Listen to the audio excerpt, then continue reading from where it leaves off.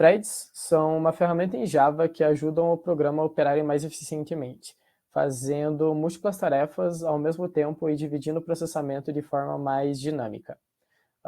Threads basicamente são tarefas que são realizadas pelo processador em segundo plano, sem interromper o andamento do código, e pode ser usado em diversos casos, por exemplo, quando em uma tarefa que demande muito tempo é realizada em segundo plano, enquanto o usuário está fazendo outros acessos ou outras operações no código. Aqui temos a implementação de um código em Java que faz o uso das threads. Esse código é bem simples, na verdade. A sua única tarefa é incrementar 10 e decrementar 5 de uma variável que é compartilhada, e então imprimi-la na tela e qual foi o método que fez a implementação e a decrementação. Aqui, como podemos ver, nós temos a main, que cria um objeto teste com thread e envia 10 em seu parâmetro e chama um dos seus métodos, o incrementador. Esse método em si não é a thread, mas dentro desse método é onde é ativada a thread. Agora, olhando mais a fundo a nossa classe teste com threads, temos o construtor que adiciona um valor a uma variável compartilhada, esse valor o qual nós enviamos na main antigamente, né? Esse que será usado aqui nessa classe e também na nossa thread. E abaixo temos a criação do objeto decrementador, que é a nossa thread em si, e que recebe como parâmetro a classe que estamos no momento.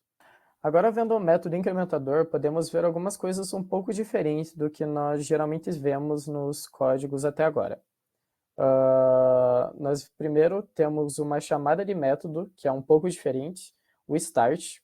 Ele serve basicamente para começar a nossa thread em segundo plano, e esse método é herdado da classe thread, a qual nós veremos quando nós formos na classe decrementador. Embaixo, nós vemos um synchronized. Essa terminologia é bastante usada com threads, quando temos diferentes threads acessando algum recurso compartilhado, aqui no nosso caso sendo uma variável. Esse termo serve basicamente para que quando algum método sincronizado com esse daqui estiver acessando esse recurso, outros não consigam acessar simultaneamente, pois isso pode causar conflitos na fila de tarefas e na alteração da variável em si. Embaixo temos uma chamada de método sleep, que serve para esperar o tempo de processamento, basicamente simular a tarefa, e um catch para caso aconteça algum erro. Esse tipo de erro, usado aqui, o eprint stack trace, ele basicamente imprime o rastreamento da pilha de execução, ou seja, ele imprime o tipo de exceção que foi lançada, a mensagem, se houver, e a lista de métodos.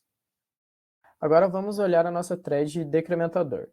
Logo no início, vemos que estendemos a classe thread. Essa classe está presente na biblioteca java.lang, que já vem importada automaticamente em qualquer programa Java. No construtor, recebemos um objeto teste com thread, esse que basicamente vai servir para usarmos no synchronized para marcarmos a sincronização das duas partes do código que usam a variável compartilhada. Agora vemos um método chamado run. Esse método é essencial para definirmos o comportamento de uma thread, pois ele sobrescreve o método run que veio da classe thread. Além disso, esse método é chamado automaticamente quando usamos o método start, o qual foi usado na outra classe que vimos agora há pouco. Dentro do método run, vemos as tarefas que serão realizadas, temos um loop infinito que para com break, e que apesar de não ser muito bonito de se ver, claro, isso acontece pois, como vemos no if, a variável que estamos comparando e usando como condição de parada é a variável compartilhada entre a thread e a classe principal. Por isso, não é recomendado acessá-la fora da sincronização. No final, vemos a mesma chamada do sleep, que tem a mesma função da classe vista anteriormente. Agora, rodando o código pelo nosso terminal, nós usamos o comando javac main.java para nós compilarmos o código, e logo em seguida nós usamos o comando java main para nós rodarmos o código em si. Agora, depois de rodarmos o código, vemos que simultaneamente, enquanto ocorre a chamada do método incrementador, também temos a ocorrência da thread em segundo plano, a thread a qual chamada decrementador, no caso, acontecendo simultaneamente.